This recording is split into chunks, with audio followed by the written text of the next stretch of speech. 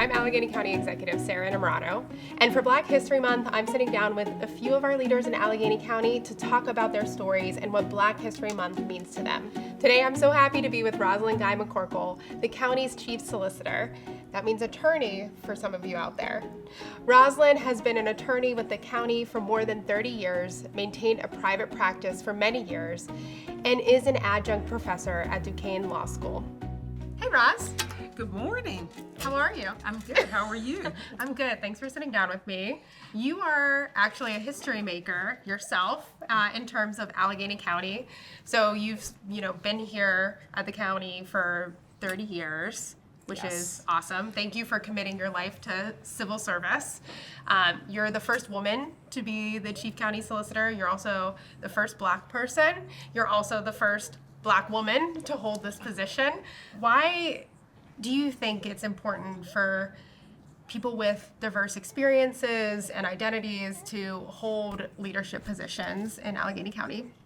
Well, I think it's important not only for diversity, but I think the issue becomes whether or not people are qualified. And the fact that people look at you as a woman or as a Black woman to determine first whether or not you're qualified, I think that's the issue. I think now that the door is open and we're getting a fair opportunity to apply for jobs, I think that's the important part, that we are qualified, we've put in the work, we have the education, we have the background, and we've been here. And regardless of what happens, we keep doing the jobs that we're put in a position to do, and then when we get the opportunity to lead those same organizations or companies, it's no surprise that we're good at what we do. Absolutely. I mean, when you heard my intro, right, like you are the most qualified person to hold this position. The fact that you've committed your life to Allegheny County and to serving the public interest. So what inspired you to do that? Why did you go into working in the public sector with your legal degree? Well, when I first went to law school, there were no lawyers that I knew of personally. I mean, I knew there were Black lawyers. There were the Byrd Browns, Judge Little, Judge Baldwin, Judge Craig, but I didn't know anybody personally. But I knew there was a need in my community. I started off living in the Hill District, and then we migrated to East Liberty. And so in my communities, there was this need, but there was no access. And I was raised, as the Black community says, by a village. So there were groups of people who were responsible, not only my parents, but neighbors, friends, different organizations like Urban Youth Action Project, 90. So I felt like there was this need. And I had teachers who believed in me. You hear some stories about where people say, a teacher said I shouldn't aspire to be a lawyer. But it was the opposite for me. I had teachers who thought that great things were going to happen for me. And so there was no plan B. I don't know if I thought it through in the beginning, but there was no plan B. I kept my eye on the prize, and I took every step I needed to take to make it happen, and it turned out plan A was the plan. That's great. So, you mentioned some pretty incredible areas that hold a lot of deep Pittsburgh history, the Hill District, East Liberty. So what does Black History Month mean to you in terms of the history that's happened here in Pittsburgh and Allegheny County? Even though I would be the first to say there's more progress that needs to be made, I would still say that you can actually see the progress that has been made.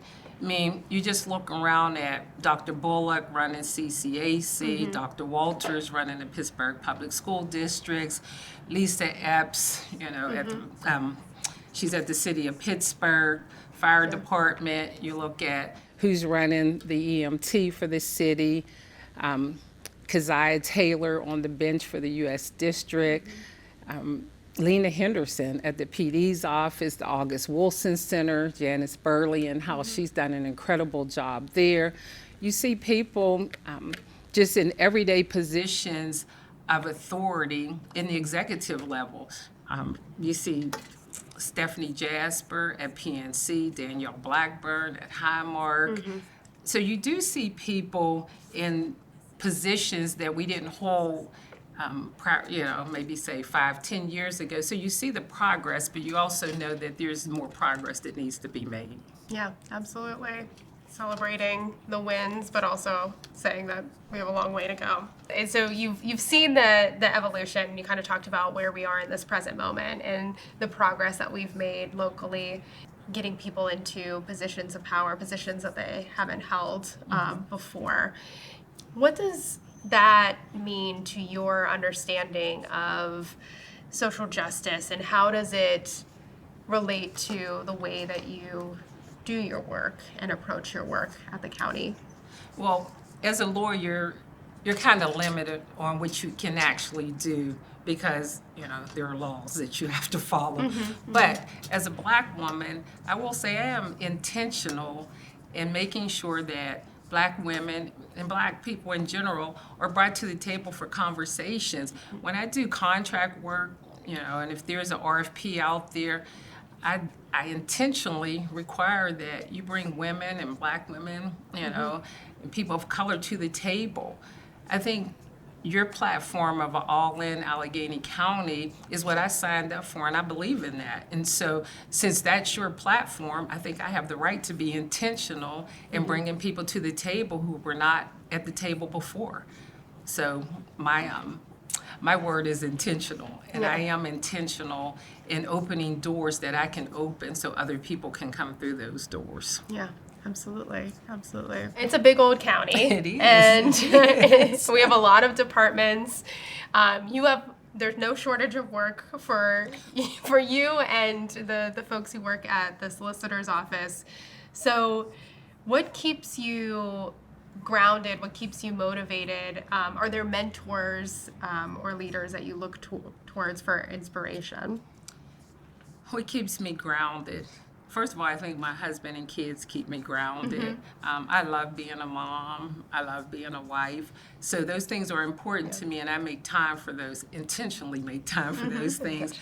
But I think when you talk about mentors and the people that help you along, I have different segments of individuals in my life.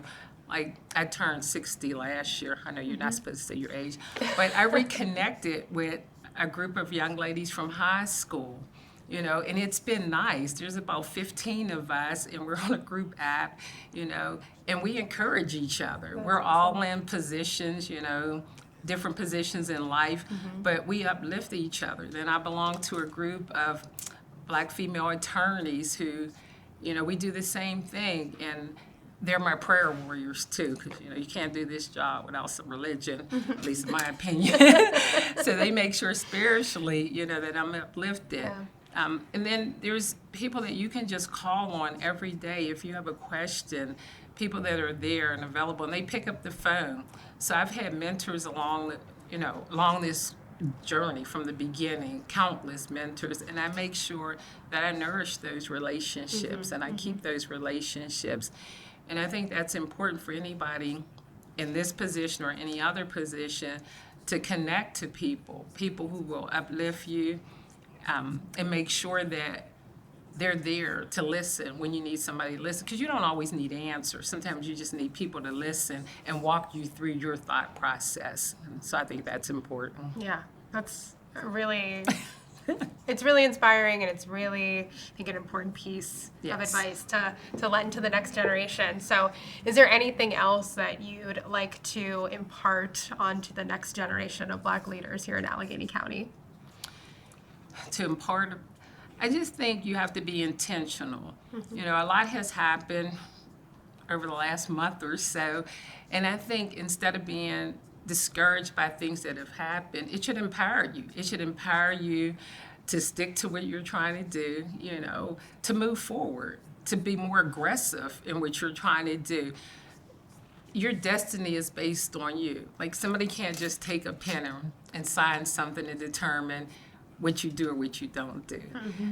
Success is how you define success. So I think it's important for the next generation of Black leaders, the Black leaders that are already in place, that you stay focused. and you continue to do the job that you think you're here to do, whatever your calling is, that you do that job and you're intentional in doing that job, and just, drown out the noise and stay focused. It's funny because my sister and I, my youngest sister, every Sunday I show up in church and I sit in that pew and recharge, and my sister's there with me, and she can see that I got to get ready for the next week. Yeah. You have to do whatever works for you to be able to get up every day, get in the fight, and keep fighting. Yeah.